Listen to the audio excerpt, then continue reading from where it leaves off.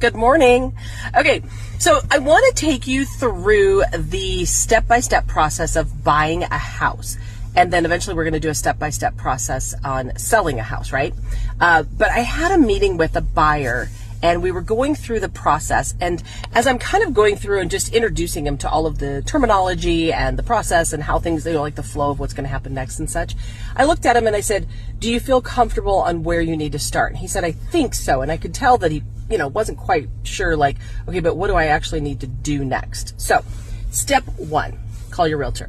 Meet with me, and what we're going to do is we are going to talk about the process so that we're introducing you to all of the terminology. Words like appraisal and underwriter, contingency, stuff like that. That's like every day in my world, and I totally get that in your world you may not ever hear those unless they're on the news, right?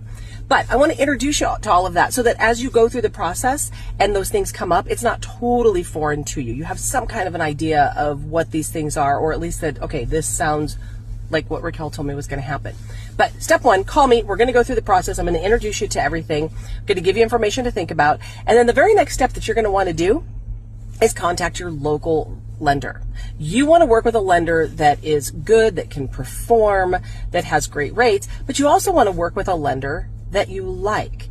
And so I'm going to refer probably 3, maybe 5, depending on what you're looking for. But I always tell people, you guys, call one of my lenders. And if you like the first one you call, work with that person. The lenders that I refer, I love all of them and they are fantastic. So we're going to start there. And then once you get your pre-approval, once you know exactly what you can buy, not really what you're pre-approved for, because some people can be pre-approved for more than they're comfortable purchasing, we're going to sit down and then we are going to go and look at just those houses that fit that parameter, right? So that we don't allow you to buy something outside of your comfort zone. That's at least how I work, right? Just because you can afford this doesn't mean you need to buy that. If we can find what you want here, then let's only spend this, right?